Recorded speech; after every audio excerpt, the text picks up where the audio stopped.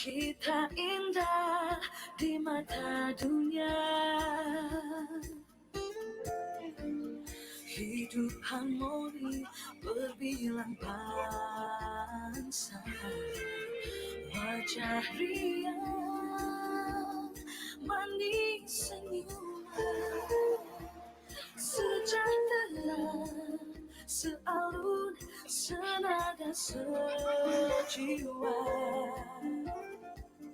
Pantai pasir putih, lautan biru, dan siang ombak dihembus bayu. Hutan hijau malam berseri, bunga-bungaan harum mekar menawan hati. Malaysia indah di hati jiwa kita semua. Visit truly Asia, Malaysia menawangi kehidupan bahagia. Melawat Malaysia, entah seni budaya dan bangsa. Visit truly Asia, Malaysia, segala bermula di sini, di Malaysia.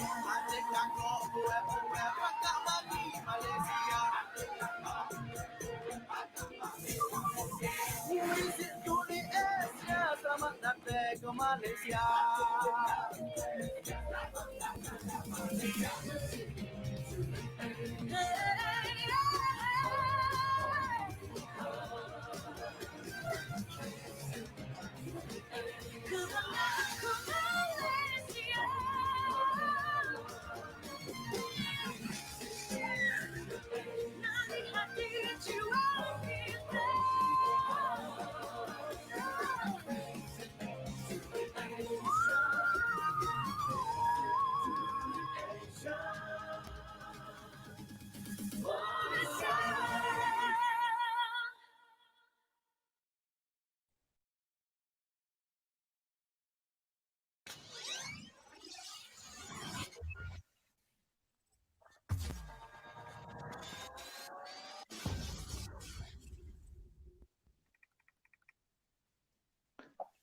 Assalamu alaikum. Good morning, good afternoon, and good evening. It's great to have you all here. Welcome once more to the first edition of the eTourism Revolution Talks, an exchange hub to discuss the future of tourism, usually in a short format, composed by powerful talks from experts around the world. The session today is part of the IBN Battuta Footstep series. where we bring top global innovators to give us their advice and guidance into how you can take your halal travel business to the next level. Welcome to this fantastic talk. I'm your host, Abdul Sacoor. And today I'm honored to have two successful halal tourism experts in my show, where we're going to talk about halal tourism 2020 to 2022 next steps. Welcome, everyone. Thank you It's for great to having have me. you all here. Can you please, each one of you, take a minute to introduce Thank you. yourselves, say what you do and where you are based, please? Please, Elena. Right. So, salam alaikum. My name is Elena. I am the editor and the founder of Muslim Travel Girl. We're the largest Muslim-friendly website in the West. We provide travel tips, inspiration, destinations, and DIY Umrah tips for Muslims from around the world. Alhamdulillah.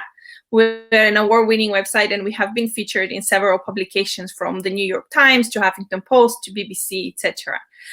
It's a pleasure to be here today. Indeed, especially in these challenging times. So thank you very much. To where I'm based, Thank you. We're in an global economy now. So I'm based in several different countries between the Middle East and Europe. So depending on when you're going to email me or contact me, I'll probably be in a different country. That's a very, very interesting challenge. Thank you very much, sister. Brother Isnaini, please. Thank you. Assalamu alaikum wa rahmatullahi wa barakatuh. Wa alaikum assalam Thanks, wa rahmatullah. Mr. Abdul Sacoor, to having us in this event. Thank you for the invitation for the word Halal Tourism. I hope this during 3 days is successful event, mashallah. And this talk show will be, inshallah, a benefit for all of you, inshallah.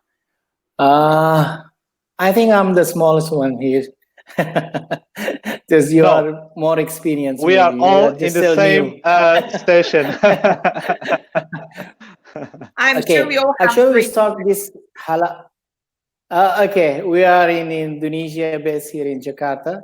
As you know, is the biggest, largest Muslim country in the world. We have 270 million Muslim. 88% is a Muslim. So we are behind in this halal, but alhamdulillah, we just started. And I started from a hobby, this to develop the destination. Actually, my expertise in the destination. We do the consulting with the government. We have our company is a global halal management. And out of that, I'm in the government, and now most of the association active is like a hobby. So Chamber of Commerce, and then we have a Young Entrepreneur Association here. So what we got from this life, just we have to spread our ilmu. That's the best, inshallah. So inshallah, we are here to be yours. What do you say? Is your discussion or your material, inshallah, for the future halal, inshallah. But we're looking for the best, and we can get from the other country. What we can do in our country better to develop this and make a halal tourism will be, most popular destination in the world, inshallah. Thank you. Inshallah, inshallah. Yes, and I look forward to hear more from you, Brother Isnaini, because you're promoting halal tourism in Indonesia with the government. And Indonesia is such a beautiful country. For me, it has the best beach in the world, and also with so many variety of cultural diversity. It's very, very amazing. But we'll get into that just in a bit. Sister Elena, you are most welcome, inshallah. No problem, no problem. Sister Elena, I would like to talk a little bit about your experiences, because your blog is really, really something. So let's start by telling our audience about the concept of halal tourism. What do you consider a real halal traveling experience? Right. I think there is, for me, I always differentiate between the halal travel experience and a Muslim-friendly travel experience. On our website, we cover both parts because we obviously have different people looking for different things, more practicing Muslims, more chilled out Muslims. So it really depends. For me, the ultimate halal travel experience will be somewhere where the hotel is halal, there are halal food everywhere, there is mosque, there is as little distraction in terms of nudity or partying that you can have. And alhamdulillah, it is possible to have this this experience. On the other hand, a Muslim-friendly experience for me, and I think it's important to mention, is a place that welcomes Muslims.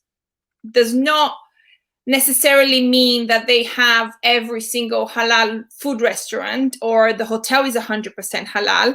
However, they are welcoming. They will accommodate you. They will, that you will find in that destination halal food. You will find a mosque to pray. You will find a hotel that caters to you, for example.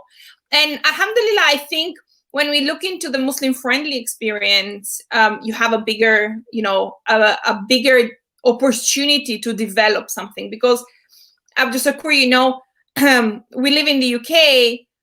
It is a Muslim-friendly country. We obviously live here, but it's not a halal country per se. Yeah. Indonesia can have the title of a halal country because majority of them are Muslims. You can find halal food everywhere. They have some Muslims hotel. Where for every other destination, I think it's a great opportunity of actually developing as much of a halal concept as possible. So for me, we started... that's very interesting. Yes.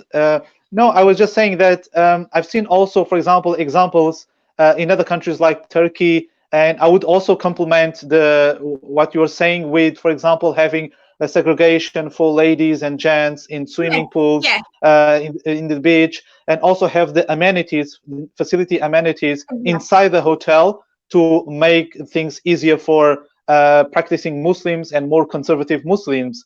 Don't you think?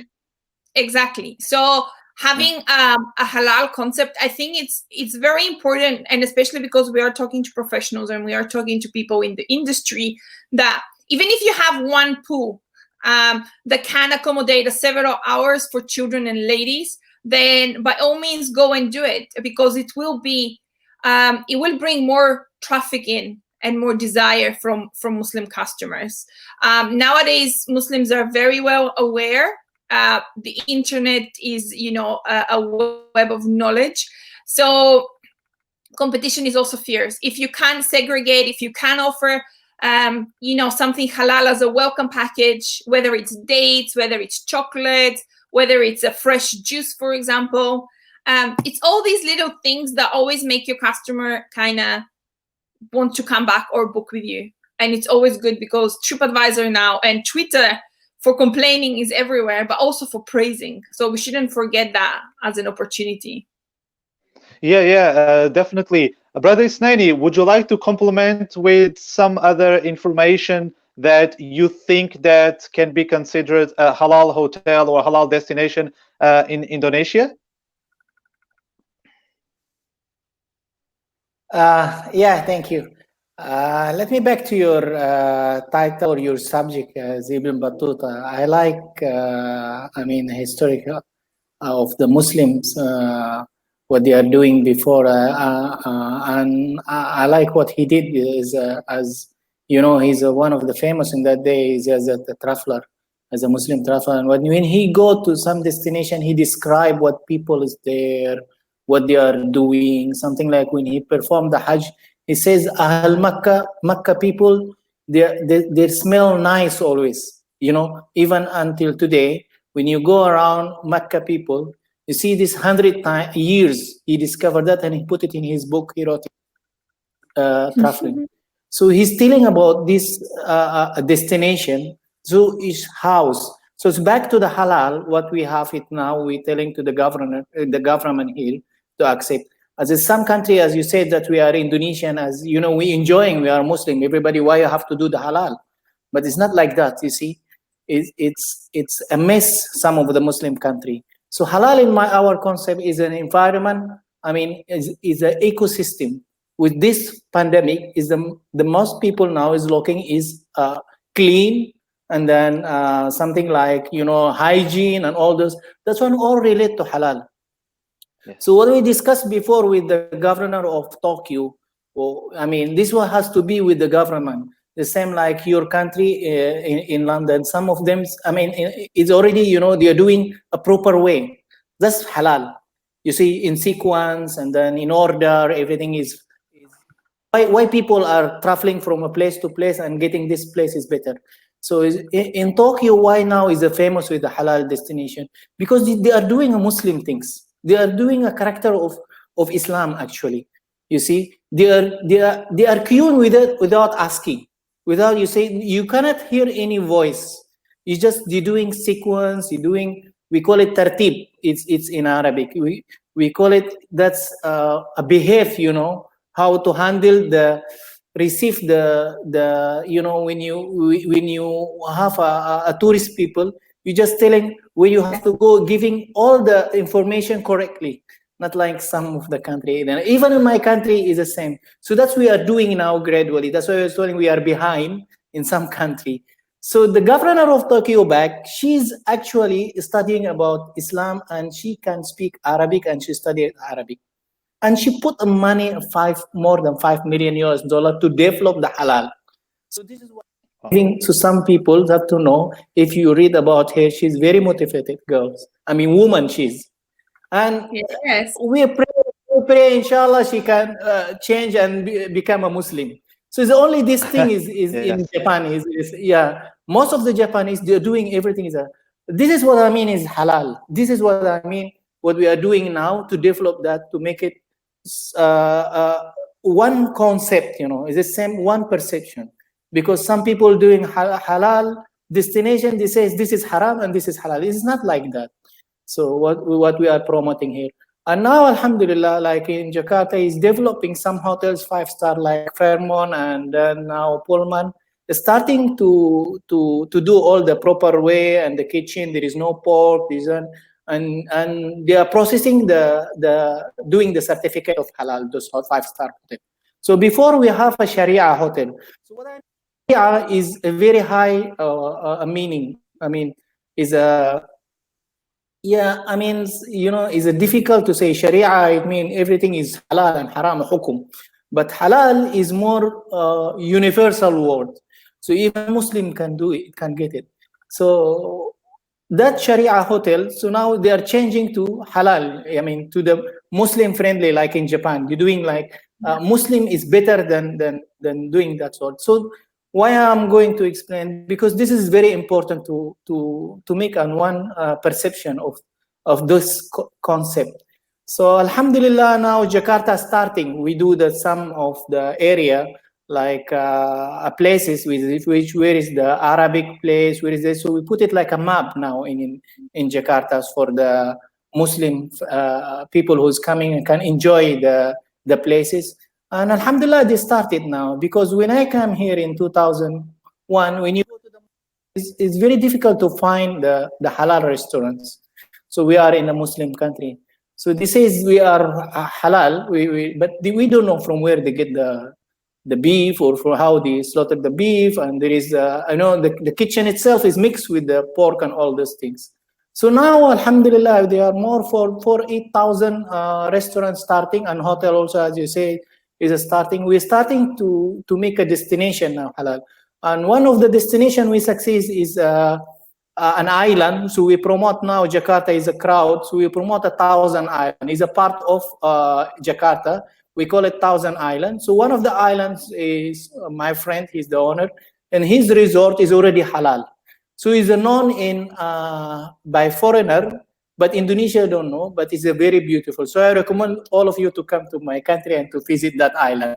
They call it Tiger Inshallah. Island. So it's very nice. Yeah. I mean, the only country in the equatorial is Indonesia. I mean, some of the country, is not going to the line. So is the one of the city in Indonesia, they call it Pontianak. It's came in the middle. So when you stand, there is a place there, is the Dutch people who made it. When you stand in up, you see you are in the upper of the atmosphere, and then down, you are down on the earth. So it's amazing. It's so many information, but the government did not, work with that, because we are busy and we are very huge country. So they're doing like some of the country promoting of the tourism. So we start now, and alhamdulillah, it's effect now with this, what we are doing in the, helping the government actually to accept this a new market or a new, we call it's not new actually, but is an option for the other people who would like to get places, a clean place and hygiene.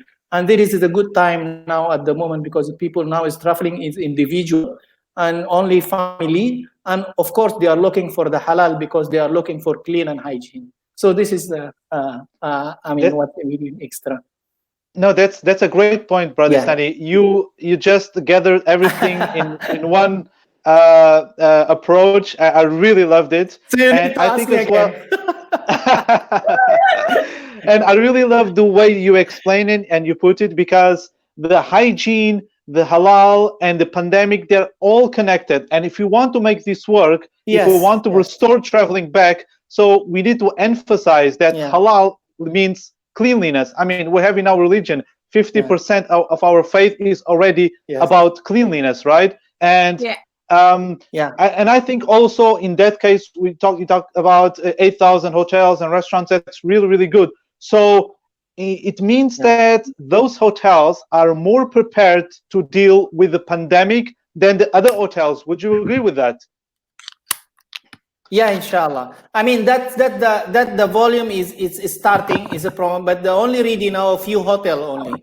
So they are starting. What I mean, you know, the process of those. You know, I'm working. I'm not saying I'm active in this subject of the halal, but you know, halal is a big subject. There is some people who utilizing in that the body we call it, which is the people who issue the certificate. There is halal, which people who's you know, studying the hukum, we call it this, the mui or the sheikh, because they have to give the, what is a recommendation, is this halal or haram. There is halal also about other, so many fields, logistic, and then a restaurant, and then destination is the last thing they thought about it. So what we now can say, alhamdulillah, you know, they accept it because, you know, in my country, we have 5 religions. But you know, we call it is a secularism country because we are open. So what we are doing now to get it slowly to accept this way of life of halal. It's clean. Halal is an ecosystem, and I mean good for the environment. That's the we are giving to the government the what do we call it, the package, and then they accept it. Alhamdulillah. So the governor of Jakarta accept it as a halal tourism destination. So we have, as we give an example, is one of the 1,000 island. We have a resort there. Is already the kitchen is halal. So for sure you eat is halal, inshallah. So before I eat it there, I don't know is halal or haram. So sometimes I have a problem in my sometimes the problem in my country that we thought we born as a Muslim, we born as a Muslim country, but what not doing is with halal, the dealing, you know, the queuing is a dirty, the I mean, you know, the when they are walking, they throw the smoke left and right, and this one, and make everything is dirty. So this is not the halal. This is not good. I mean, so that's why I give an example is Japan, like Tokyo, or like a Japanese people. They are working on. So most of the people who's doing this, actually, this is one of the Muslim rules, which is one of this, we can put it in halal. So it's a success city, like in New York or some other cities who's doing this, all this. So, but they are not, you know, it's an ego. They don't want to say we are doing those things because of the Muslim, what we say, it's OPILA, we call it, standard of the operation. So the standard of the operation of the Muslim, if you put it in each city or in each country, you will be successful. Yeah, for sure. So regardless your religion, it's same like Singapore now. Singapore, they are doing is exactly 100% is halal. The system and the way the people, except from the restaurant. So that's one, you need a certificate to upgrade. You see, we put the cities like an upgrade. That's what we do. The meaning of the destination, we make it in halal way or not halal.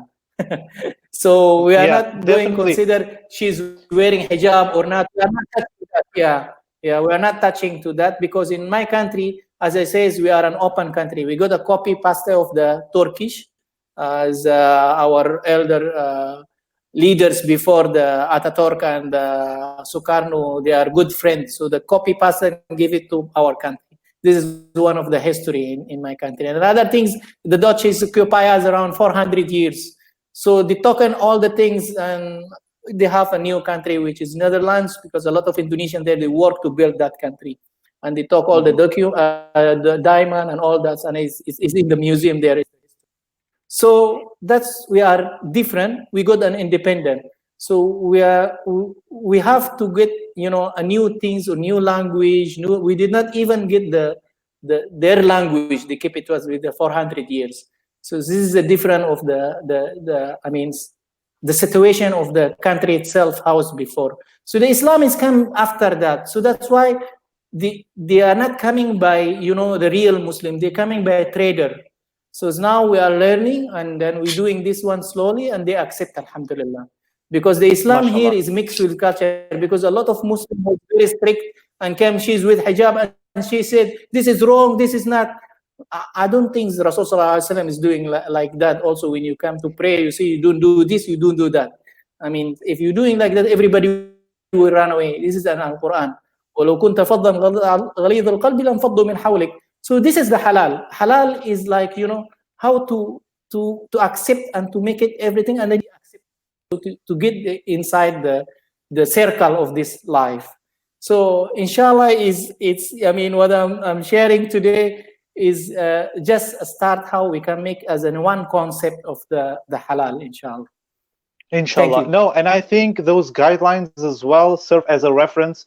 Like you said, the model from Turkey from many years ago can also be applied. I mean, today we see a trend, more and more of people looking for this kind of Muslim-friendly experiences, where we have a good environment, not only for individuals, but also for families. And this is something that is being seen more and more. And it's great to have you here, because you're giving the perspective of a local and also as an international vision for everyone that is coming to Indonesia. And I would like also now to ask from a perspective of a traveler to Elena, what are Muslim travelers are looking more and more when they are booking a trip to a halal destination, let's say from Europe or any other places? So I think travel changed in the past 4 months. So let's take it from now on going forward. I think a lot will go back to cleanliness. As Brother Isnaini said, it's very important to know many people currently are looking mostly, I can see the trend from what people are looking on our website, and they're looking more for villas, they're looking more for family accommodation. They're scared still to go to hotels. Obviously, as a halal standard, halal food is very important. It's always on number 1 on the list. Now, depending if they're looking for a halal destination or a Muslim-friendly destination, then it goes to, mosques to pray. If it's a halal-friendly, do they have hours for women and children? If it's a family destination, activities for families is very important also, especially because you have to occupy the younger ones. But in the list is normally now cleanliness, accommodation type, which wasn't the number 1 before. Before it was mostly, larger families would go to villas. Couples, smaller families will go to hotels or resorts. Now I can see a trend of people actually looking for villas, for apartments on their own, rather than in a bigger setting of hotels. As my mom put it the other day, less interaction with people, so less contamination. Not because you don't want to interact, but obviously you are scared. You still want to travel, but you still have that fear of the virus going on. But halal food, mosques to pray or places to pray, or even the basic of, for hoteliers or people who are in the industry, having the Qibla direction in your room, or your staff knowing where the Qibla direction is. Because yes, you have these apps, but they're not always accurate. And there've been numerous times where I've called in a hotel and I was like, where is your Qibla? And in a Muslim country, they're like, I don't know. So even this as a small thing for being a Muslim friendly or halal destination is important to have it. You know, it's good to have a prayer mat, but you have to also know where the Qibla is. Yeah. And of course, halal food is also acceptable. Is required. I mean, for a lot of families, especially for families and more practicing Muslims, halal food is their number one still priority. Definitely. And yeah, I mean, I think when someone gets a traveler gets to a place, they want to make sure that they have everything in place so that they can enjoy their trip. And as you said, the Qibla direction, the food, it's so many things that it's already inside us. So we want to make sure that our values are wherever we are. So if we arrive to a hotel, if it is friendly, we expect a friendly, Muslim-friendly experience. Yeah, exactly. I think it's important to note that a lot of people travel, or the average persons travel once a year or twice a year maximum. So, you know, they don't want to worry about things that they have to find themselves. That takes away from the holidays, they takes mental capacity. A lot of people spend the money, they want to go in and know that, you know, they've done the research prior and everything is there for them to enjoy a halal or a Muslim friendly holiday. Especially when you're looking for resort activities, and it's not like a destination like Tokyo, for example, where you have to go and explore around. But if it's a resort or a beach property, you know, if you have segregations for swimming or halal food, it's good to have everything laid out so it's easier for people and it doesn't take away from their relaxation period. Yeah, definitely. I would agree with that. Brother Snaini, do you think that hotels are considering this, let's say, details, but very important ones when they accommodate Muslim travelers? Yeah, I think it's important. I agree with that's what she's saying. Then I can say the standard of halal is past now. So to this time of the pandemic. So the standard of halal now, which is the people who's choosing looking for. I mean, they are looking for, as I say, the traveling in a small group, the hotels and all the requirement, like what she said before. So this is important. What we are doing here in Jakarta is the same. Most of the hotel is they have all these standards, and they keep that's both Bible and Al-Quran sometimes, and they put that arrow of the Qiblat and all this. So, you know, even in a mall here in Jakarta, we have a competition now. Most of the malls, we have more than 40 malls, you know, means, I mean, it's very beautiful mall. So we are complaining that's 10 years or 15 years ago, because the smell, and they put it in the basement, the musalla. Now they compete or host developer or non-Muslim when they do it. Now we're giving that's the environment on all this, you know, start the Muslim, you just survey how many person who's doing shopping in your mall and how many. So they found the Muslim is higher, you know, than non-Muslim. So you have to put the facility for the Muslim. Don't put it in the basement or something like, you know, when you take the place for the wudu is wet and then smell, you know, the car. So those thing is already now this time, alhamdulillah, so you can visit. But if there is some, you just please, you can complain to me and then we'll do ask again to develop. But really, alhamdulillah, when I go to the mall, I can pray with, you know, it's like a mosque. The smell is good and, you know, it's beautiful. So in some of the hotel also in the lobby, they have the musalla prayer. So we do it here in like a competition, how to serve a Muslim traveler or how to save, I mean, a Muslim, you know, happy coming back to your hotel and eat or stay in your hotel. So those standards now is very important for me, for Muslim or non-Muslim, because a Muslim traveler is increasing better than, I mean, higher than the others. So and even this is what we call it exclude of Hajj and Umrah.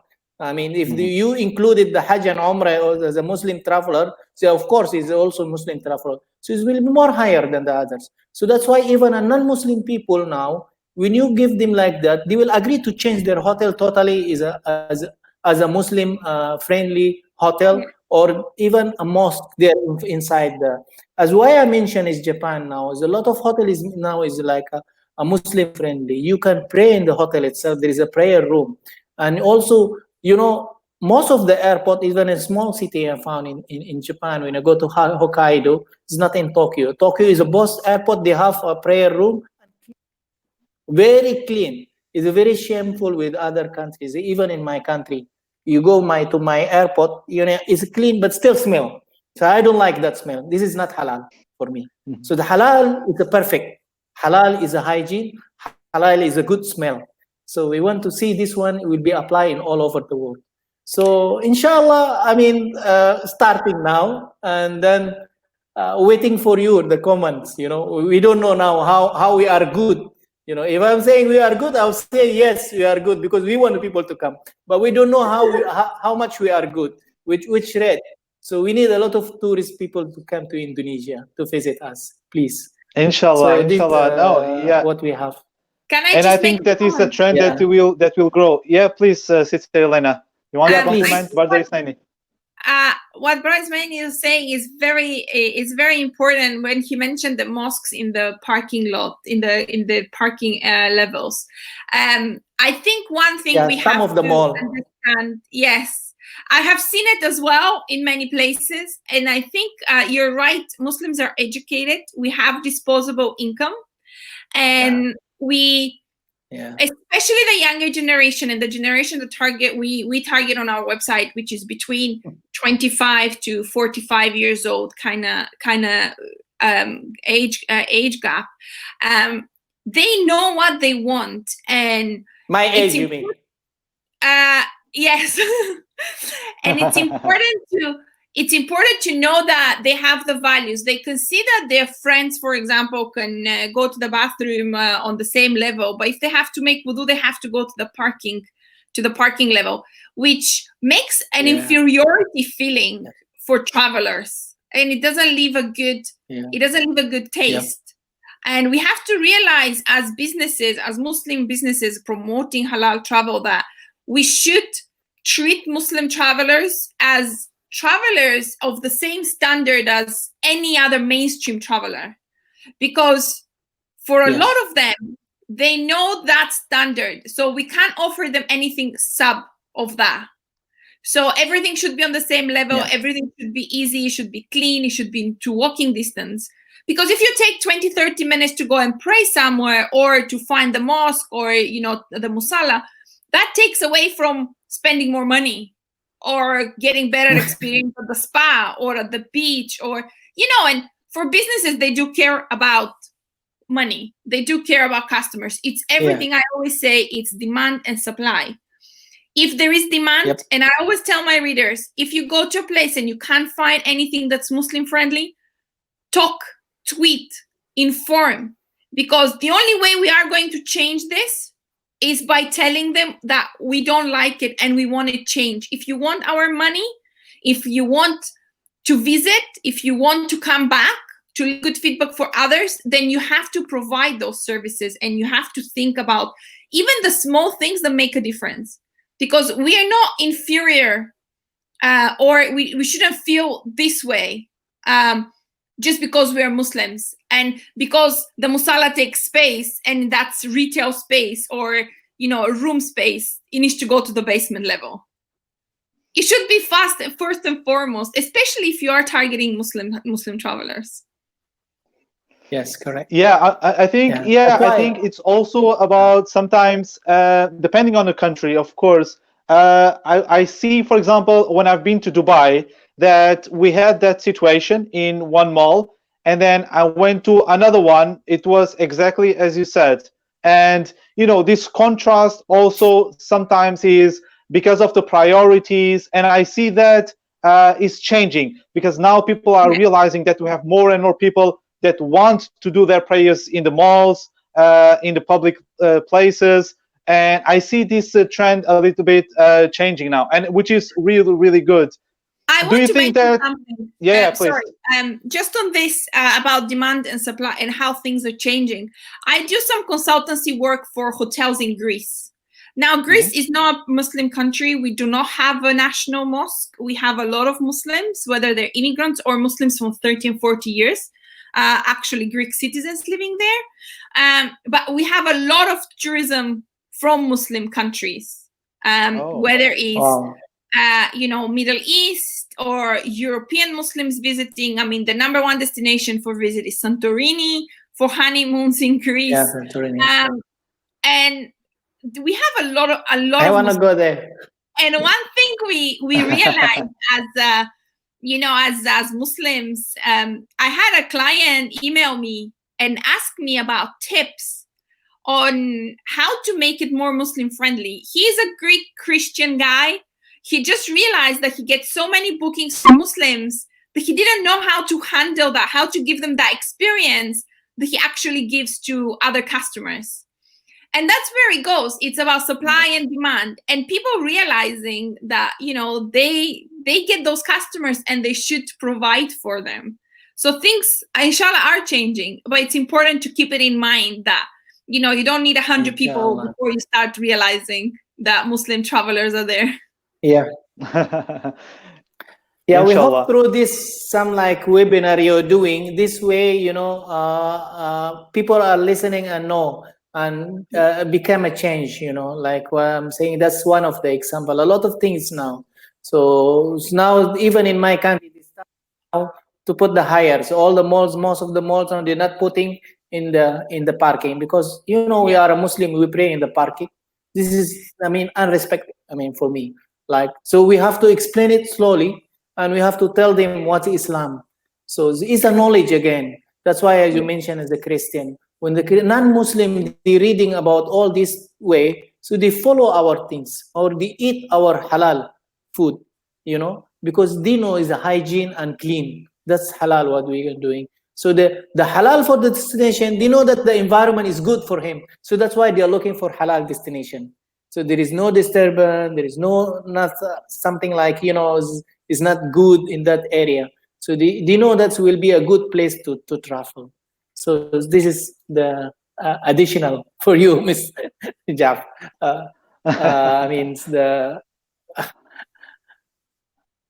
No, that's a good point.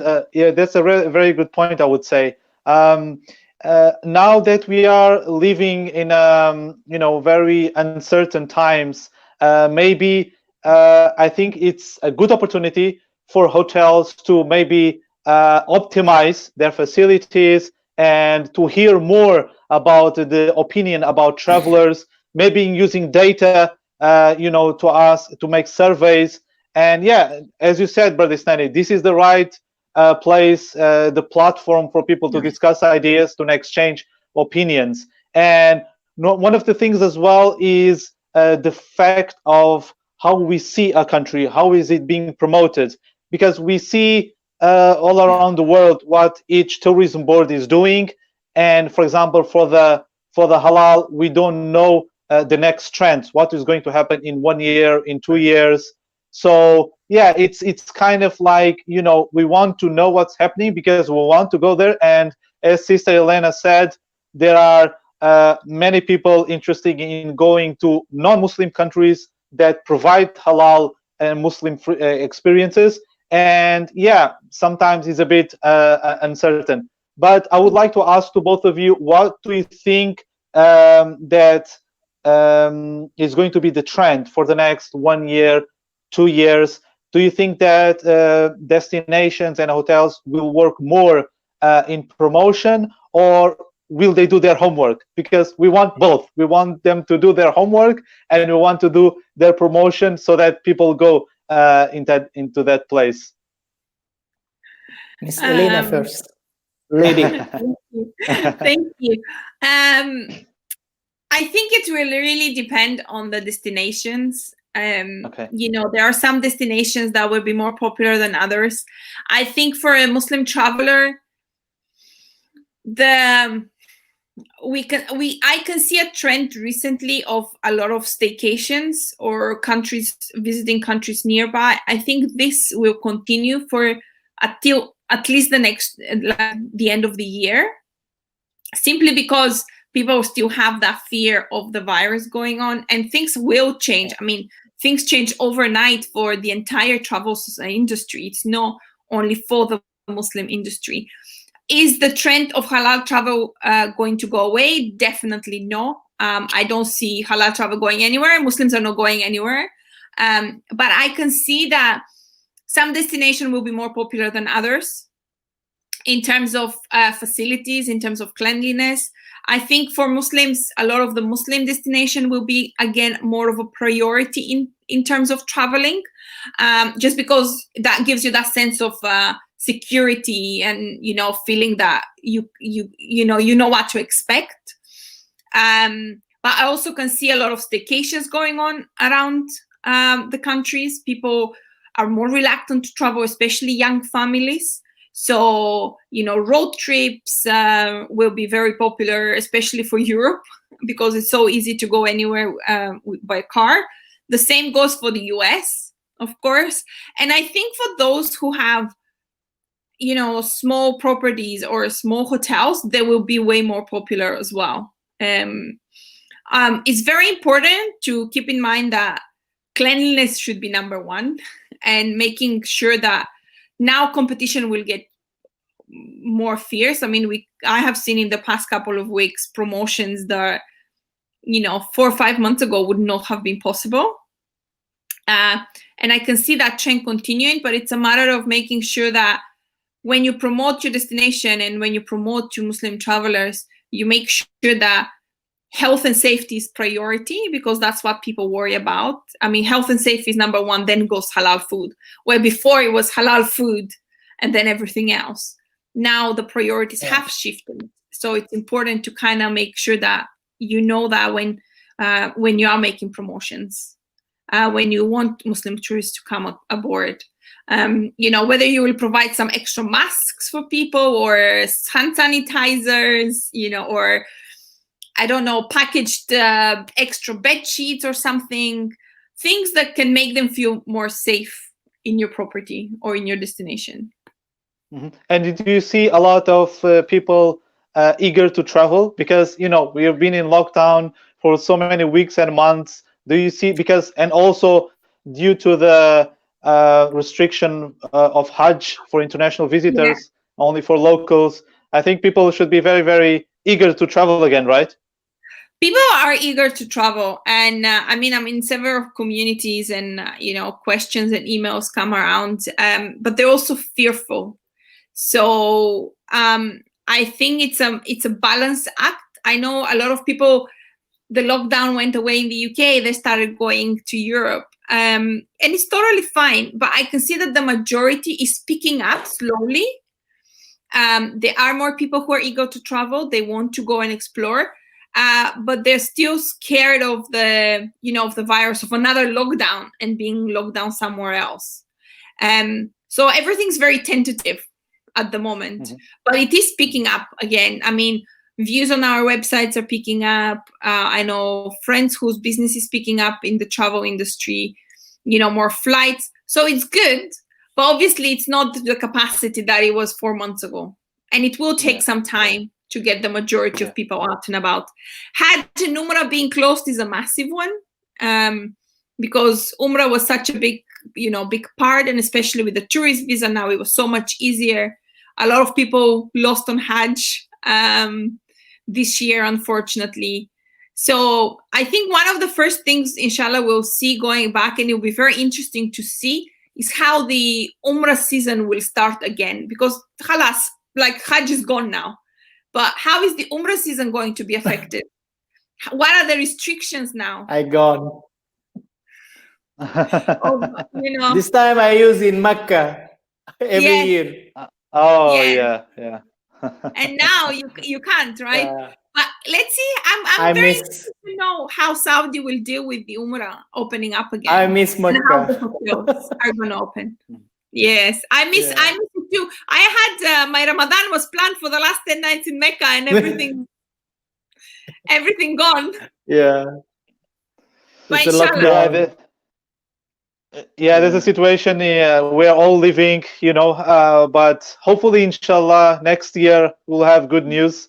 Hopefully, I think Ameen, at inshallah. least the good thing is that the Saudi authorities are taking this very, very seriously, not Yeah. only not Yeah, only informing, but also taking care of the local people, in terms of measures and cleanliness, because it's such a huge Yeah. place, and we are mashallah, what, 1.5 to a billion Muslims around the world. So yeah, they cater for yeah. our needs, and this is Almost really, really important 1.8. for us. Yeah, Yeah. Exactly. yeah, Yeah. yeah, Uh, 1.8.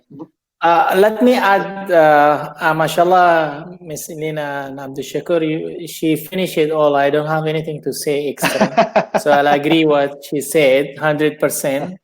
And that's number one. Number two, what's the trend now? It started after this a few months now. Is people are in between the province or in between the city. So this is the trend, and it will take time for the international because of the rules, because of the information, because they have to look to the most of the people now online. So this is the trend now: online, handphone, and all this to get the information where the place to go and safe or not, or clean is a priority and hygiene as she mentioned.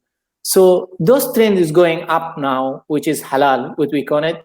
It's automatically, we cannot mention just halal, but it's halal automatically. I mean, a way of the life of halal, because they are not looking for the food now, looking for the place, is it safe? The place, is it halal? The place, is it clean? And most of them, they are looking for the open area, like a cottage or something, as you mentioned. Yeah. So those things are living is as we call it tourism. It's developing slowly these few years. It will be the last, as an economy, the last will be tourism will recover. So just be ready. Like I have a travel of Hajj and Umrah now. It's now slow. We call it die or undie. You don't know what you're doing. You're It's just life eating support. from your saving account. Saving account. You're eating is saving account. So back. Why is now we call it saving account? So the trend for the traveler now, the international or the domestic even, is for the rich people. Yeah, because they have an extra money. Because now traveling you need a lot of money. Because the aeroplane now, which the capacity is of 200 passenger, they will fill only 100. So the ticket on you have to pay the double. Before you travel, the ticket is 2,000. Now maybe 4,000 US dollar or 3,000 US dollar. This is true. And even the hotel itself, there is restriction in some rooms and this one and that one. So they will increase it on us, like the cleaners and all those things. So they put it as like you don't know it, but it's a tax, they call it. Extra.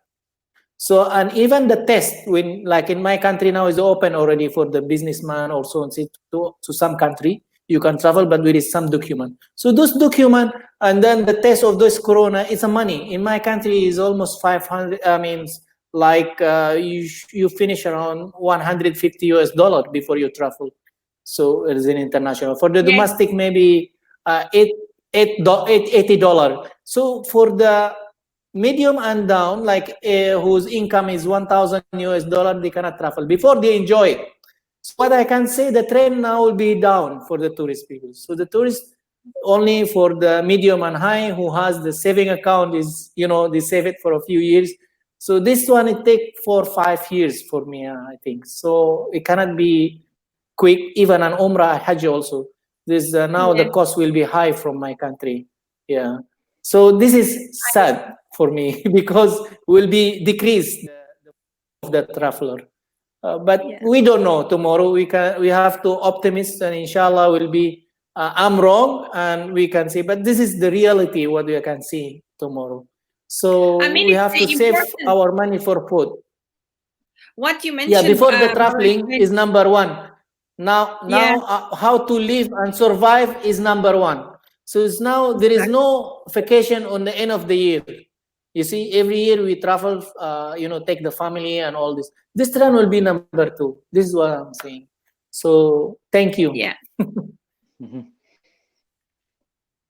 I think what Brother Ismaili mentioned about the COVID tests is also very important, because it adds an extra. It's an additional cost of your traveling. Head cost. Exactly. I mean, we noticed that between Bulgaria and Greece, some have Bulgaria, have Greece, and they put a COVID test requirement for Bulgarians to enter Greece, which basically they're low-income families. It cancelled majority of people's holidays abroad because they couldn't afford another $500 for a family of 5 to get all these tests done. So if the countries start putting up COVID tests as a requirement, then obviously tourism will go down in those countries as well. Yes. So Brother Iskan is very right in this. It's a very important point. Yeah, that's why I'm saying I'm just adding some point extra. yes. It's a very good point, though. It's a very, very good point. It's definitely. I think this will be seen more and more, unfortunately, a reality in many countries, and also has an impact on our spending power. Although I think also that, as we've mentioned, that since health and safety is on number one, as long as this is taken care of, and if people have allocated some kind of budget for traveling, still I think they will still go, maybe, because it's all about if people has the conditions, they would do it. But as Brother Isnaini said, for this year, it will be very, very difficult, and I fully understand that, and we see that. For Europe, we don't have, from the UK, for Europe, we don't have a COVID test as a requirement, so people are looking to go into Europe. Yes, so we can travel to like 50 countries or something, 30 countries here with no COVID test requirement. So it really depends. I think people will start picking and choosing the countries that they will go to, just based on what requirements they have for their, for their entry. Yeah, as in Indonesia now, they start in between. They fill all the local destination now. Is already we call it a a second stage of the corona now. So the people now they're going to the beach. They're doing this domestic will be crowd in between the city, as you say. Europe in between, so it means in between province, because Europe, I say, is open for all the border. So, but I don't know how they put the requirement. Some country may be open. So in Indonesia, we cannot go to Europe. Sadly, the embassy is closed, so we cannot get the visa. So that's why we are locked down. That's why the trend now for the domestic. But I don't know how it's in UK. But in Indonesia now, they are traveling between. I mean, in between the city. Or in Jakarta itself, the people is going for some local destination. So this will be slowly, will be grow maybe 20% or 30%. Now back to Hajj and Umrah is the same actually. I don't think the Kingdom of Saudi Arabia, they will open it like that straight away. They will open it slowly. Even what they're doing now, the Hajj, actually, because they put a lot of requirement. Nobody want to go to Hajj because you have to be before quarantine, and then after quarantine 7 days after your Hajj, you cannot go to your family. You stay in some place for 7 days. So those difficulty, you will think even you have money, you think you don't want to travel. Why I have to I make Hajj before already, or let this thing is coming. Going through after 5 or 2 years, and then we go to travel. So those things making a traveler flow. Or scare or fear, is inside. So that's why I'm saying most of the people will be the domestic, and then eating, and then family traveling, or some of the destination. So the international will be just an important thing for the business, for the some urgent event. So they think now there is no vacation at this time. Maybe 1 year, 2 years will start the leisure traveler, what we can say, to Santorini or some places. Or a honeymoon. No, honeymoon is local. All. So this is what I can say in additional. Thank you. No problem. Do you want to complement anything, Sister Elena? We're just about a few minutes to end this session. I think we covered, mashallah, Brother Kenny covered everything on this, and rightly so. They're very good points. So alhamdulillah, I'm fine. That's perfect. So I would like fine, to alhamdulillah. Alhamdulillah. I would like also to ask you, because this is something I asked all my guests. what is your favorite holiday destination? Santorini. That's very nice. I don't know my favorite holiday destination. There's so many, but I guess I will pick Greece for this time, because Okay. it has everything that you want, even halal food in some places. Yeah, that's nice. And seafood is also, I've heard that it's very popular over there. Exactly, and delicious. Yeah, exactly. And brothers, Snaini, please, your favorite holiday destination? Maybe is not maybe, for sure, of course, of my country, Indonesia, because I like island and the beach. We have a pink beach here. Is only one in the world, is in Indonesia. You should come. And my favorite destination for the Muslim or the halal is Japan. I travel a lot, but Japan always we do it. I mean, we go to Hokkaido, Oto City. Is amazing. They give me, like, I'm as a Muslim, I can pray anywhere. I got everybody is good behave, and then all those make you comfortable to travel. Yeah. So I choose Japan. Mashallah. Thank you very much. It was a really great talk, and it was very enlightening to not only to travel businesses, but also Muslim travelers and halal-friendly travelers, and I think globally as well for all the travelers. So, Sister Elena, Brother Isnaini, Jazakallah, thank you very much for your participation in here. It was really, really good to have you here. Thank you for having us. Thank you to all. But Miss Elena did not tell us where you stay. Where she is now? Now, I'm in the UK. Now. So you both of you in the morning, I'm in the evening. So that's why I'm hungry now. It's a dinner time. Yeah, that's why. So I say it's behind. Now it's 8 o'clock already. I just came from my office. That's a very interesting mix. Thank you very much, Brother Stani. It was very good to have you here. So Jazakallah. Travel domestic, inshallah. So see you. Jazakallah khair. And thanks for Thank you. And this event to meet us here in this webinar. And I hope what we are giving is, a benefit for all of us, inshallah. Thank you, and sorry for any mistake or anything during our no problem talk, inshallah. Shukran. Inshallah. Thank you very much. Thank you. Thank you for participating in this webinar. I appreciate everyone's participation. And I'm confident that this will bring a refreshing strategy for many viewers here. And I hope to see everyone again in our next session of the eTourism Revolution Talks. Thank you very much, guys. Stay tuned. I hope both of you promote my country, Indonesia. Please come to Indonesia. Assalamu alaikum. Inshallah. Inshallah. Thank you, brother. Thank you.